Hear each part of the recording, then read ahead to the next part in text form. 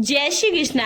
आज की कहानी बड़ी ही शिक्षाप्रद है। घमंडी का सिर नीचा। प्राचीन काल की बात है। किसी गांव में चंद्रभूषण नाम का एक विद्वान पंडित रहता था। उसकी वाणी में गजब का आकर्षण था।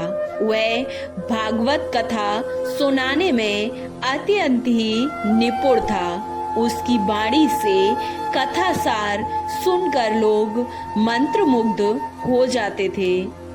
इसीलिए उसके यहाँ पर रोज कथा सुनने वालों की भीड़ लगी रहती थी। दूर दूर से लोग उससे कथा सुनने वहाँ आया करते थे।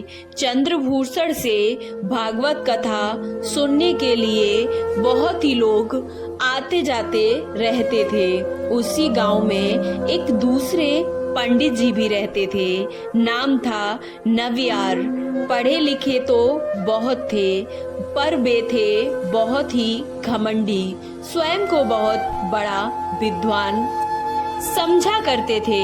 सोचते कहाँ कल का छोकरा चंद्रभूषण जो कि अटक अटक कर कथा पढ़ता है, और कहाँ मैं शास्त्रों का मर्म जानने वाला पंडित। किंतु जब भी नव्यार चंद्रभूषण के घर के सामने से गुजरते तो उसके घर के बाहर श्रोताओं की भीड़ देखकर उनका मन ईर्ष्या से भर उठता और मन ही मन वह चंद्रभूषण से जलने लगते। मन ही मन सोचते, यह चंद्रभूषण क्या जादू करता है कि इसके यहाँ दिनों दिन श्रोताओं की भीड़ बढ़ती जा रही है। ऐसे तो मेरी नाक नीची हो जाएगी। मुझे कुछ करना चाहिए। एक दिन की बात है कि अब नव्यार थके हारे घर लौटे। भूख भी जोरों से लगी थी, लेकिन घर आकर देखा तो उसकी पत्नी उन्हें दिखाई नहीं दी। एक दो बार उन्होंने अपनी पत्नी को आवाज भी लगाई, मगर चुप्पी छाई रही। अचानक नव्यार का मन आशंका से भर उठा। कहीं मेरी पत्नी भी तो चंद्रभूषण के यहाँ कथा सुनने तो नहीं चली गई।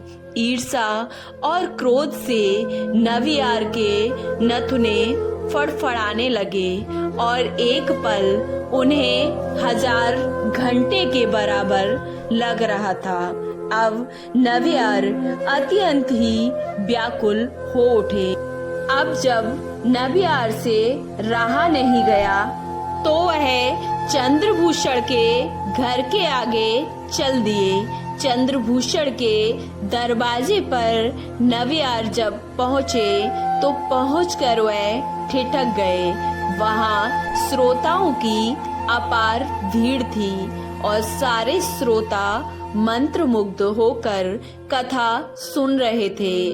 अब नव्यार ने देखा श्रोताओं के बीच उसकी पत्नी भी वहाँ बैठी हुई थी।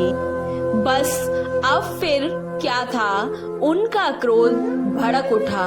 वह दंदनाते हुए चंद्रभूषण के आसन के पास पहुंच गए और चिल्लाकर बोले, चंद्रभूषण, तुम दुनिया के सबसे बड़े मूर्ख हो, और तुमसे बड़े मूर्ख ये यहाँ सारे लोग बैठे हुए हैं जो यहाँ इकट्ठा होकर तुम्हारी यह सब बकवास सुन रहे हैं। नव्यार की बात को सुनकर चंद्रभूषण अत्यंत ही आश्चर्यचकित रह गए और आश्चर्य में पड़कर कथा उन्होंने बीच में ही छूट गई।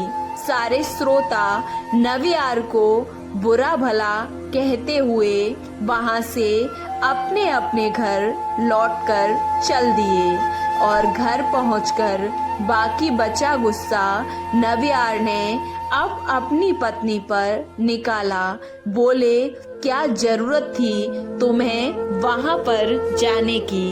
क्या मुझसे बड़ा वह विद्वान है? चंद्रभूषण, मेरे पास शास्त्रों का तो भंडार है, मगर तुम्हें कौन बताए।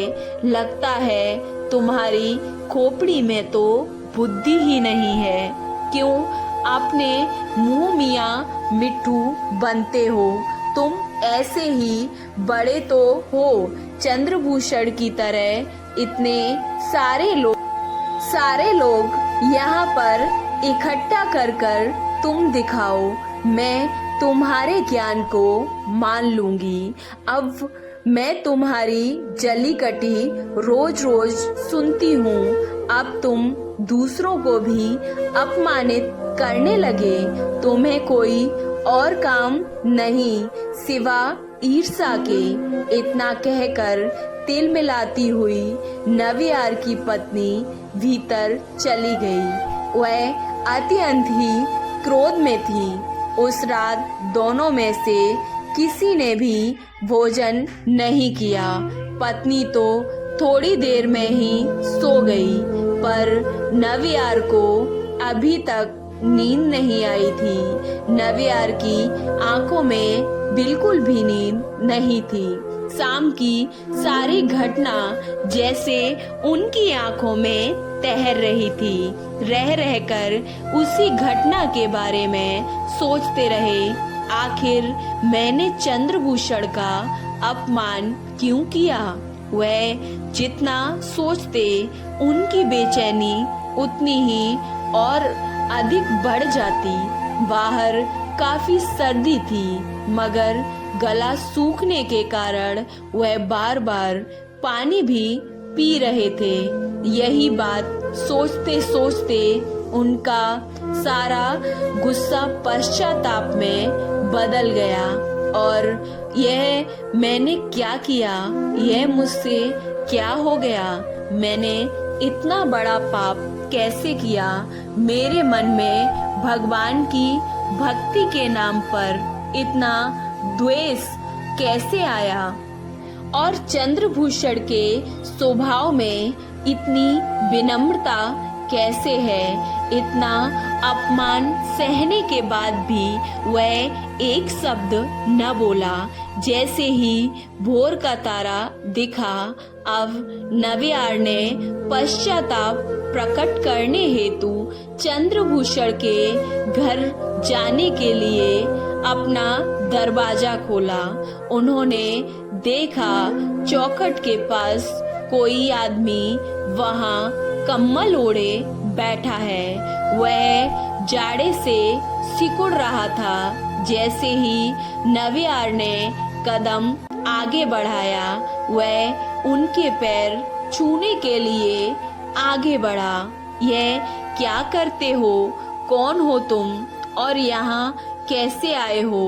कहते हुए नवियार पीछे की तरफ हट गए। उस व्यक्ति को ध्यान से देखा। सामने हाथ जोड़े खड़ा व्यक्ति कोई और नहीं था, कथावाचक चंद्रभूषण ही वहाँ बैठा हुआ था। जब तक नवियार कुछ कहते, तब तक चंद्रभूषण स्वयं बोल उठे।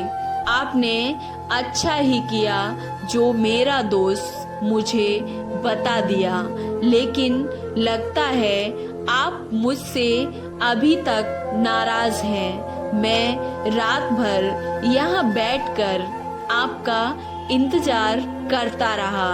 शायद आप बाहर आए और मैं आपसे क्षमा मांग सकूं। ये सब सुनकर नवियार और भी ज्यादा परेशान हुए। नवियार तो पहले ही लज्जित थे। उन्होंने लपक कर चंद्रभूषण को अपने गले से लगा लिया।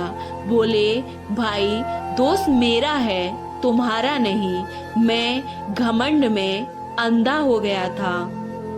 तुमने अपनी विनम्रता से मेरा घमंड चूर चूर कर दिया। सच कहता हूँ, तुमने मेरी आंखें खोल दी। वास्तव में यदि विनम्रता ना हो तो ज्ञान भी नष्ट हो जाता है। दोनों की आंखों में आंसू थे। उसके बाद नव्यार ने ईर्ष्या, द्वेष और घमंड का त्याग कर दिया था। आपको ये कहानी कैसी लगी? अच्छी लगी तो वीडियो को लाइक, चैनल को सब्सक्राइब करना ना भूलें और कमेंट बॉक्स में जय श्री कृष्णा अवश्य लिखें। जय श्री कृष्णा, राधे राधे।